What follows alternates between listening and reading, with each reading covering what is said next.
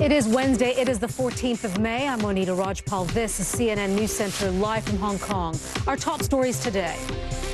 At least 205 people have died in an accident at a coal mine in western Turkey. Turkey's energy minister says as many as 400 people are still missing. Hopes of finding more survivors are fading. A fire broke out after an electrical transformer exploded in the mine on Tuesday. In Nigeria, people are waiting to hear if the government will negotiate with militants who kidnapped more than 270 schoolgirls last month. Authorities say at least 77 girls in this video have been identified. It was released Monday by the Islamist group Boko Haram, but relatives of some of the missing students say there may be girls in the video who were abducted in earlier incidents.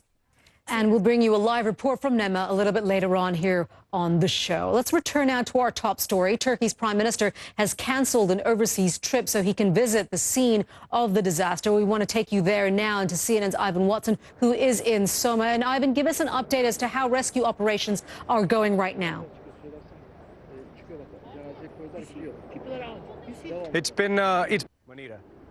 Ivan, thank you so much. Ivan Watson there live for us from Soma in western Turkey there. We've been showing you some live pictures there outside the mine where people have been gathering. A very tight community has been gathering, keeping vigil for the hundreds of miners still believed to be trapped underground. You are watching CNN News Center live from Hong Kong. There are more delays in the Oscar Pistorius murder trial. The judge says it is key to giving him a fair trial. CNN News Center live from Hong Kong. A new twist in the Oscar Pistorius murder trial. Court proceedings were cut short after the judge ruled the South African athlete must undergo a mental evaluation. The trial will adjourn until she officially issues the order next Tuesday. Psychiatric testing will take 30 days from the time it is scheduled.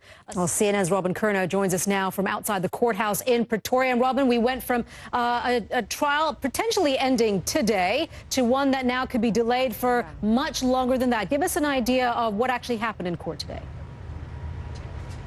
Well, absolutely. This whole trial has taken a different direction. The self-proclaimed People's Republic of Donetsk has its sights firmly set on joining Russia, but some people in the eastern Ukrainian city are concerned about a future tied to the Kremlin. As Atika Schubert reports, they are making their voices heard every day in the street.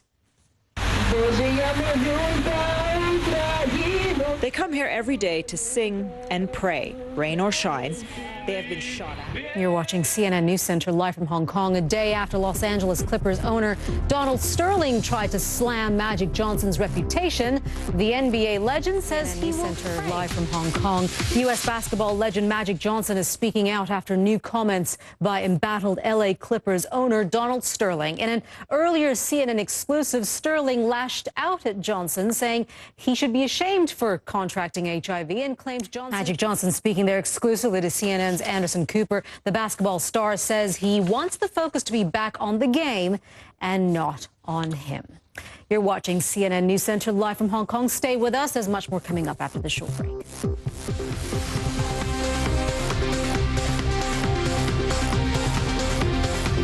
Hello, everyone. You are watching an extended edition of CNN News Center live from Hong Kong. I'm Monita Rajpal. At least 205 people have died in an accident at a coal mine in western Turkey. Turkey's energy minister says as many as 400 people are still missing. Well, Turkey's prime minister has canceled an overseas trip so he can visit the scene of the disaster. Well, let's get the latest now from journalist Andrew Finkel, who is in Istanbul. How are the authorities reading the situation there where you are, Andrew? Well, they've, of course, it's a very, the scale of this. We return to Nigeria now, where there is still no word about whether the government will negotiate with Boko Haram. More than 270 schoolgirls were kidnapped by the Islamist group exactly a month ago. This video was released now live from Abuja with the latest on the search and, of course, the operation that we're still waiting to hear more on, Nema, about what the government is actually doing to find these girls. Well, we've been hearing from the principal of the school in Chibok that the girls were abducted from, and she's been telling us that military reinforcements have now arrived in the town. Thank you so much. Nem El Bagir, live for us there from Abuja. You are watching CNN News Center live from Hong Kong. U.S. Ambassador to Japan, Caroline Kennedy, is at the Fukushima nuclear plant. Center live from Hong Kong. U.S. President Barack Obama has met with Syrian opposition leader Ahmad al-Jarba in Washington. The two reaffirmed their commitment to finding a political solution in Syria. Meanwhile, Syria's Deputy Foreign Minister Faisal al-Maqdad says the government is winning the civil war. He spoke exclusively to CNN's Frederick Pleitgen.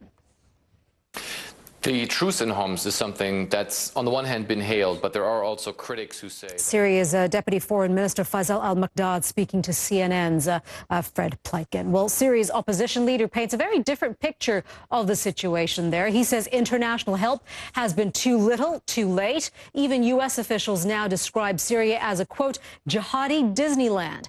CNN's Jim Sciutto reports.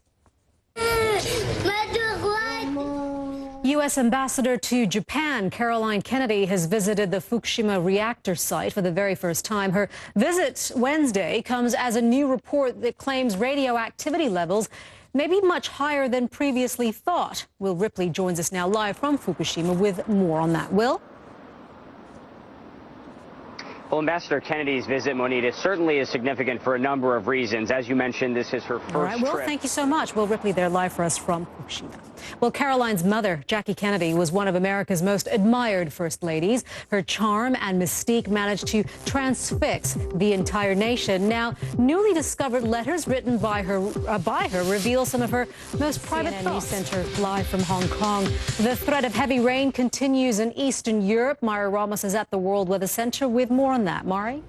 Monita, this continues to be a problem. A very slow-moving weather system is still affecting much of Eastern Europe. Mari, thank you very much for that.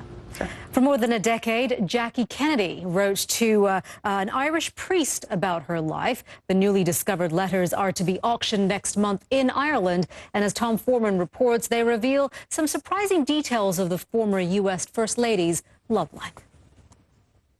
I wondered perhaps you'd tell me some of the issues that you think are the most And I'm Monita Rajpal at CNN Hong Kong. You've been watching CNN News Center. Thank you for joining us. I'll update you the news headlines in just a few minutes.